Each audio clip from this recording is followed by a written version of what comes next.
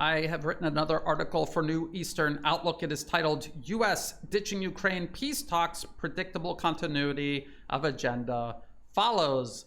And this is actually a follow-up of another article that I also wrote for New Eastern Outlook and produced a video for. It is this one, U.S. plays mediator in its own war on Russia. And what this is a story of the United States politically capturing Ukraine in 2014, capturing its entire political system, installing a client regime into power, capturing its military and intelligence agencies, and then using them as an extension of U.S. foreign policy, including creating a hostile national security threat right on Russia's border. They themselves knew well ahead of time would provoke Russia into action. The whole idea was to drag Russia into a costly war, cause it to overextend itself, and hopefully precipitate a Soviet Union-style collapse. That was always the plan, no matter what U.S. President Barack Obama, Joe Biden, or Donald Trump have tried to sell it as otherwise. This attempt by the United States to pose as mediators in their own war on Russia has failed, and now they are in the process of, and this was the point all along, pushing the war onto Europe while the US pivots towards China. And we can see all of this coming into clear view. We can see this desperate attempt to force Russia or corner them into accepting some kind of freeze or ceasefire. And the whole point of this is not to create any sort of actual peace. It is to put it on hold until a later date. The U.S. can resume hostilities or resume its support for hostilities and complete this war of containment and an overextension of Russia. So as I always do, I'm going to read through this article. I will add additional information when and if necessary. I will show you all of the sources that I cited. And so let's begin. Despite running for office, promising to resolve the conflict in Ukraine within 24 hours, U.S. President Donald Trump and the special interests he serves intended before even taking office to continue the war in Ukraine. This is true, and we know that because it's in the policy papers, while also pivoting eastward to pursue a similar conflict with China in the Asia-Pacific region. This was summarized in the corporate financier-funded Heritage Foundation's Project 2025 policy papers published in 2023. Now, if you try to go to Project 2025 and read it online, you will be confronted with this, where they are forcing you to buy the book. But I had already saved all of the relevant chapters that I was researching, and this is the one regarding Department of Defense, Chapter 4. Under Chapter 4, Department of Defense, written by previous Trump administration official Christopher Miller, it noted, U.S. allies must take far greater responsibility for their conventional defense. And when they say conventional defense, they mean their role in U.S. hegemony around the globe. There is no real national security threat for any European country except the one the U.S. itself poses. U.S. allies must play their part not only in dealing with China, but also in dealing with threats from Russia, Iran, and North Korea. What is Russia, Iran, and North Korea doing to threaten Europe except reacting to their own hostility as part of this U.S. proxy war against all of them? And that it was important to, and now this is another quote from Project 2025, transform NATO so that U.S. allies are capable of fielding the great majority of the conventional forces required to deter Russia while relying on the United States primarily for our nuclear deterrent, and select other capabilities while reducing the U.S. force posture in Europe. Is this to bring American troops home and focusing on America? No, it's so that the U.S. can take all of those troops and send them to the exact same type of conflict they are provoking with China in the Asia-Pacific region. Just weeks after taking office, and despite the Trump administration insisting it sought an end to the conflict in Ukraine, President Trump's Secretary of Defense, Pete Hegseth, would deliver a contradictory directive to Washington's European partners in Brussels. And that is this from the official U.S. Department of Defense website, February 12th, 2025. Secretary of Defense Pete Hegseth opening remarks. And it is a transcript of everything he talked about. And I go over that now in this article, refreshing people's memories, because a lot of people believe all of these things that Europe is now doing are to undermine President Trump's peace talks with Russia and Ukraine, when in fact, all of these things Europe is doing, his Secretary of Defense, Pete Hegseth, told them to do as part of this directive. The U.S., so this is a direct quote, the U.S. is prioritizing deterring war with China in the Pacific, recognizing the reality of scarcity and making the resourcing trade-offs to ensure deterrence does not fail. And this goes back to Project 2025 and this whole concept of the U.S. is stretched thin and Europe needs to take a bigger role in containing Russia while the U.S. pivots towards China. It also noted, as the United States prioritizes its attention to these threats, European allies must lead from the front. Together, we can establish a division of labor that maximizes our comparative advantages in Europe and Pacific, respectively. This is a direct reflection of the policies laid out in Project 2025. It is also a direct reflection of this policy paper from the Marathon Initiative, just another corporate-funded think tank. Strategic Sequencing Revisited, October 2024. When they say strategic sequencing, they mean confronting one U.S. adversary and then another rather than trying to take them all on at the same time. This was by Wes Mitchell. It even literally says, broker a more effective division of labor with allies in Europe and the Indo-Pacific and reform U.S. defense industrial base. This is exactly what U.S. Secretary of Defense Pete Hegseth, this was 2024, this is exactly what U.S. Secretary of Defense Pete Hegseth would say in February this year, 2025, to Europe, telling them to get ready to take over this conflict in Ukraine so the U.S. could pivot to China. And he literally used division of labor in his remarks right here. Together, we can establish a division of labor that maximizes our comparative advantages in Europe and Pacific, respectively. It's almost verbatim. And if you read through it, you can get the idea of what the United States and in particular now the Trump administration, since that is the administration in office right now, what they're trying to do vis-a-vis Russia and China. Sequencing's use and strategy is as old as history. In the lead up to the Peloponnesian War, the Athenians made a 5-year truce with the Spartans in order to deal with the Phoenicians before returning their focus to the Peloponnese. And so what they're admitting is that they made a fake peace deal. They just wanted to freeze their conflict so that they didn't have to invest resources on into that, so that they can deal with this other problem. And then once that was dealt with, they would pivot back and finish this war with the Spartans. That was the whole point of that. And that is so transparently what the United States is seeking to do now vis-a-vis Russia and China. It is obvious, and it is explicitly stated not only in these policy papers published long before President Trump even ran for office, let alone took office. It was confirmed by U.S. Secretary of Defense Pete Hegseth last February. In this directive he delivered to U.S. European partners.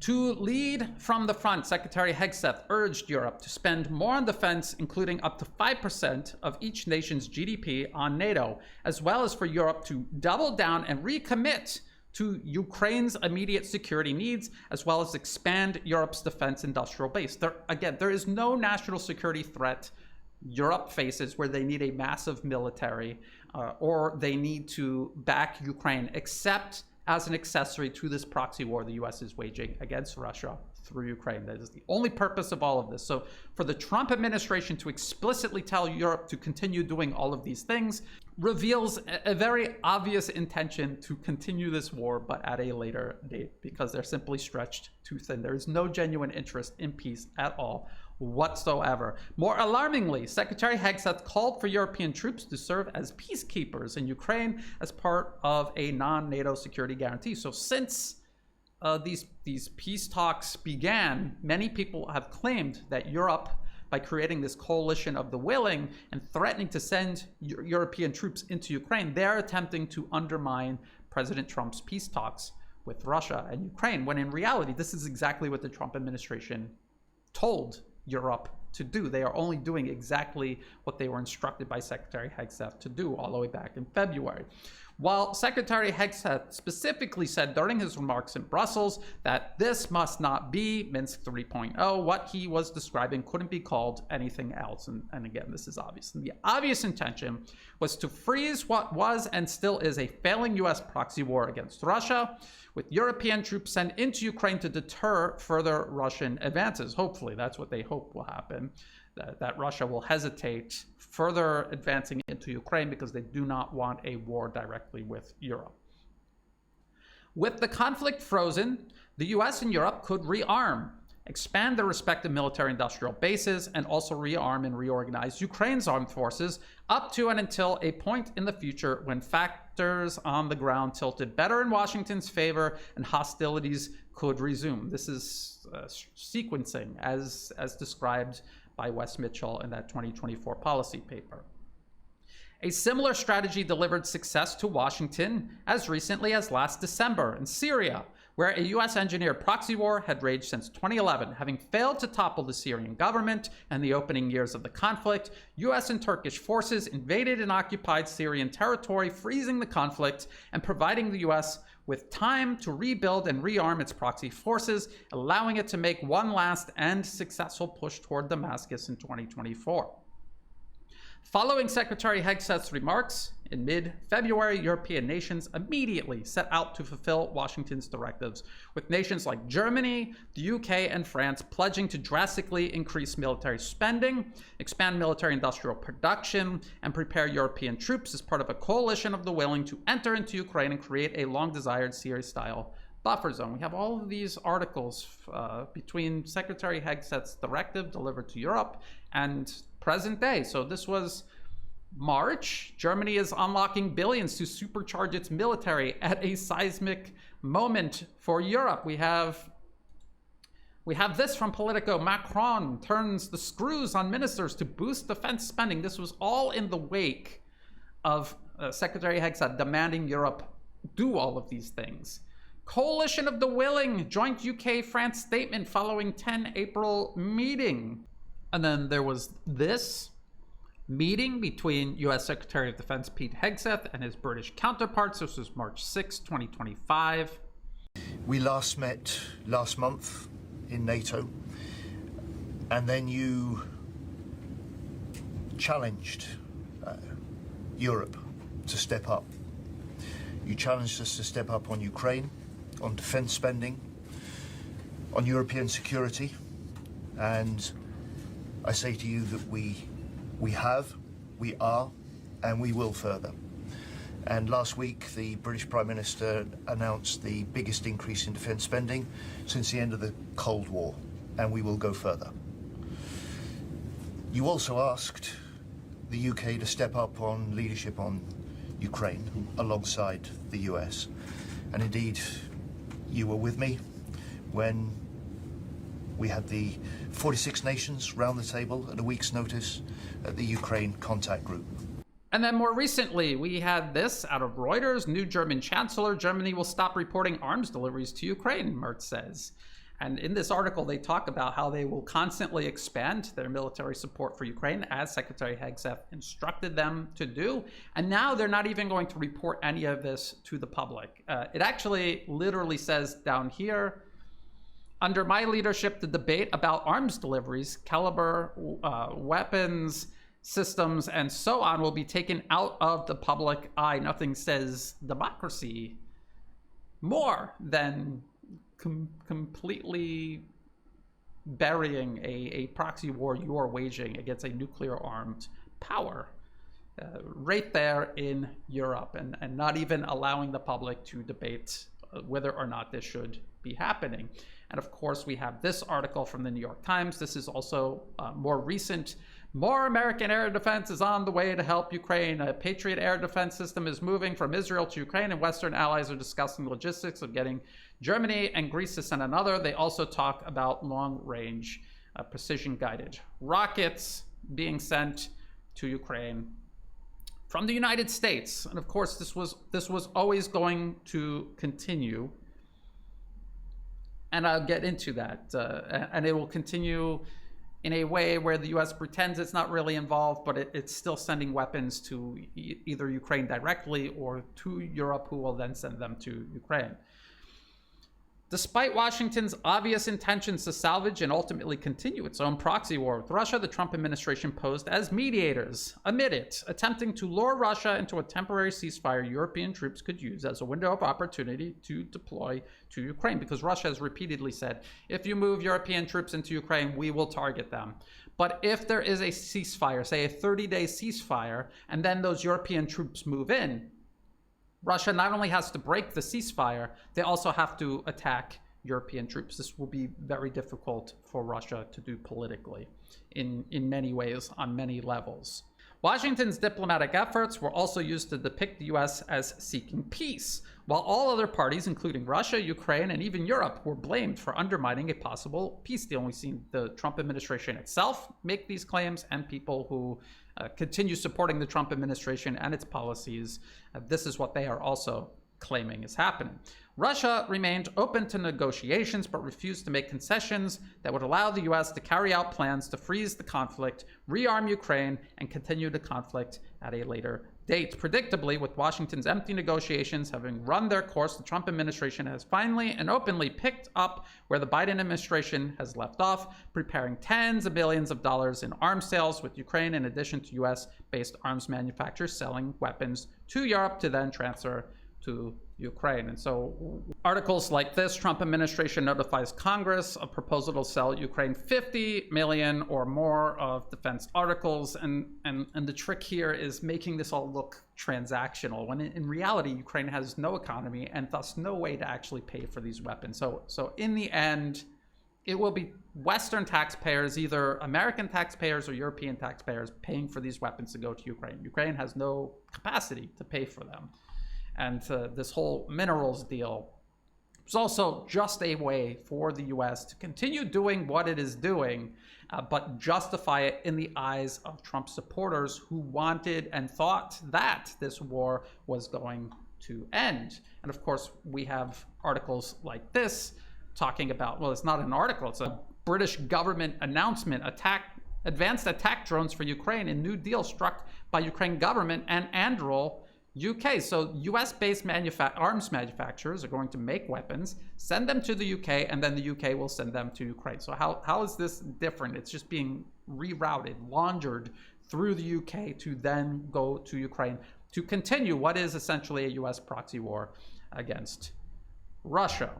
A pause in large-scale Ukrainian drone and missile attacks using Western arms enabled by US military assets and directed by US intelligence commanders, as reported on by the New York Times, has ended. And I have talked about this New York Times article, very long, extensively laying out how deeply the US is involved in this conflict. They are fighting Russia through the Ukrainians. It is US generals who are drawing up battle plans, overseeing them, directing everything, picking targets, and it's just the Ukrainians carrying out what the US is telling them to do. And this includes all the major offensives carried out since 2022 onward, and even attacks into Russian territory itself. That was a decision made by US commanders. The targets were picked by US commanders using US intelligence resources, and then simply claiming that a Ukrainian somewhere is the one pushing the button, so that there is some sort of plausible deniability, so that the US is not engaged in an all-out war with Russia directly. So all of this, there was a kind of a pause, or they pretended there was some kind of pause, even though Ukraine was still launching long-range drone strikes into Russia, deep into Russian territory. That would only be possible if US intelligence assets were still giving Ukrainian drone operators the information needed to carry out these strikes. But even an attempt to pretend that has stopped, that is over. There have been a wave of strikes targeting Russia, including the use of several British Storm Shadow cruise missiles. Again, the Storm Shadow cruise missiles, they're British made, they're delivered to Ukraine, but they still require US intelligence assets to hit their targets wherever they are being aimed. This is likely to continue in the weeks and months ahead, along with continued attempts to pressure the Russian economy through additional sanctions, as well as pressure placed on nations continuing to trade with Russia, so secondary sanctions. We're hearing a lot about that in regards to Russia, Iran, and China. You know, the so-called deep state's three primary targets. The Trump administration is clearly continuing antagonism towards all three of these countries and many more.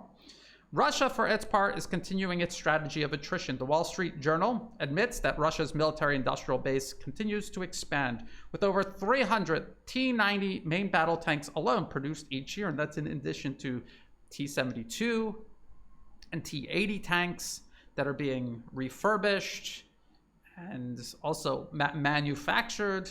So there's hundreds of tanks being built every single year, up from just 40 in 2021. There were only 40 T-90 main battle tanks produced in 2021. There are now over 300 being produced each year.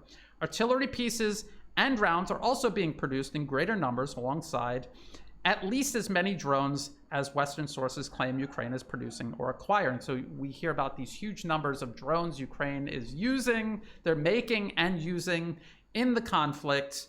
Russia is making at least as many, and they also have this huge advantage in terms of artillery, long-range missiles, cruise missiles, ballistic missiles. They have air power capable of delivering standoff strikes. The glide bombs are still playing a factor in all of this. So when they try to make it out as if Russia and Ukraine are even in terms of drones, they're leaving out all of the other advantages Russia has that Ukraine doesn't and will never have.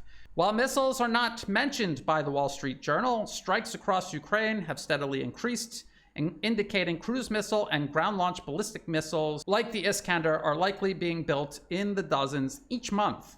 The same article admits that Russia's armed forces are recruiting anywhere between 30,000 and 40,000 soldiers each month. The Wall Street Journal admits this additional manpower allows troops to rotate on and off the battlefield. They're admitting that this isn't to cover Russian losses. This is a surplus in manpower that allows troops that are fighting to rotate home and others take their place, which is very important. In a protracted conflict like this, the side that is able to do this will have well-rested, well-trained troops, and the side incapable of doing this, their combat power is going to simply wane constantly until it collapses. This is a luxury Ukrainian troops do not enjoy. Troop rotations and a large reserve allows for longer and better training. Ukraine's inability to recruit or press into service sufficient numbers of troops is a contributing factor to the declining quantity and quality of Ukrainian soldiers, in turn leading to a steady incremental collapse of Ukrainian lines. The current trajectory of the conflict appears to lead to an eventual collapse of Ukraine's fighting capacity, allowing Russian forces to move relatively unimpeded across what remains of Ukrainian-held territory. It is difficult to tell exactly if and when this will occur. However, the urgency in Washington and Brussels over the introduction of Western troops on Ukrainian territory to freeze the conflict may point to sooner rather than later. Determining factors include Russia's ability to continue sidestepping US-European attempts to undermine its economy, including the prospect of Western warships attempting to interdict or blockade vessels transporting Russian hydrocarbons, which we also know is a plan the US wants to use against Chinese maritime shipping. And of course, they're, no pun intended, they're testing the waters to see if this is possible and how far they can push this and how effective it is if they can. It also includes Russia's ability to continue outproducing the collective West in terms of military-industrial production. And while Russia appears to be succeeding in regards to the ongoing proxy war in Ukraine, the US continues applying pressure to Russia along its geographic, political, and economic peripheries. And that brings us back to this policy paper from the Rand Corporation in 2019, Extending Russia, Competing from Advantageous Ground. And it talks all about all of the different ways the US can overextend Russia, not just by supplying lethal aid to Ukraine, which is a whole chapter, but also by creating conflicts elsewhere along Russia's borders, economic pressure, internal pressure inside Russia itself. There is a vast array of strategies the US not only prepared, but is and has been using against Russia. The 2019 RAND Corporation paper extending Russia lays out a long list of measures meant as a way of stressing Russia's military and economy and the regime's political standing at home and abroad. They include providing lethal aid to Ukraine, the paper acknowledged, could force Russia to counter-escalate, which it did in 2022. That is the special military operation, thus precipitating a war the paper warned all the way back in 2019, long before it began, produced disproportionately large Ukrainian casualties, territorial losses, and refugee flows, and that it might even lead Ukraine into a disadvantageous peace, which has all happened or is happening right now. The paper also suggested increased support to the Syrian rebels, again, back in 2019, because the US has applied both of these measures, and many others suggested in the paper Russia has indeed been extended. The conflict raging in Ukraine was prioritized by Moscow over the conflict the US also deliberately escalated in Syria, forcing Russia to make the difficult decision of sacrificing one for the other. So in a way, Russia is overextended. The question is, how overextended? Who is going to collapse first, the United States or Russia? That is the question. That is why we have to follow this conflict so carefully, and also zoom out and look at the big picture and see in which direction all of this is headed. In the days, weeks, and months ahead, the US will continue applying pressure, not just in Ukraine, but all along Russia's other peripheries. And this includes antagonizing its allies, Iran, North Korea, China, hoping to create additional dilemmas and difficult decisions for Moscow with the ultimate hope of precipitating a Soviet-style collapse of the Russian Federation itself. The outcome of this strategy will be determined not only by Russia's ability to counter these provocations, but its ability to cooperate with other nations targeted by the US, including Iran and China, to stabilize and strengthen the emerging multipolar world faster than the US can undermine and destroy. And of course, we all know that it's a lot easier to destroy something than to build something. This is the advantage the United States has. But as we see, multipolarism has gained significant ground over the years. It is something that 10, 20 years ago was almost unthinkable. Today, it's almost impossible to imagine a world without it. We can see where the battle lines are drawn. And we have to understand that it is not about any one of these individual conflicts. It is about this overall global struggle between US-dominated hegemony and an alternate system based on a distribution of power and wealth around the globe, a balance of power between nations. Not some sort of utopia, but a balance of power that puts checks and balances in place, that reduces the possibility of one single nation being able to indulge its worst impulses at the expense of absolutely everyone else, as the US has done over the last century plus, and the British Empire before it for generations. So this is what we have to keep a very close eye on. It was very predictable that President Trump was never going to genuinely attempt to make peace with Russia in Ukraine, even though he has actually even acknowledged that this is a proxy war between the US and Russia, but then posing as a mediator, blaming everyone else for why peace cannot be achieved except himself, his administration, the US in general, their disinterest in just pulling the plug on their own proxy war they needlessly provoked with Russia. They're going to continue this. They're going to continue pushing and antagonizing China, Iran, North Korea, and absolutely everybody in between. So we need to remain vigilant. I will continue keeping an eye on all of this. If you thought this video was useful, please like and share. Think about subscribing. It's free to do. It helps the channel grow. Check the video description below for all of the other places you can find and follow my work. I included all of the links to this NEO article, as well as all of the sources that I cited within the article. In the video description below are also ways you can help support my work. I do not monetize any of my social media platforms. If ads pop up, feel free to skip them. If you do want to help support my work, please do so through Buy Me a Coffee and also Patreon. To everyone who has been helping out, whether it's a one-time donation, donations month to month, or if you have no additional resources to spare and you're just helping by sharing my work with others, getting the word out there, All of that is greatly appreciated. That is what allows me to continue doing this work. So thank you. And as always, thank you for watching.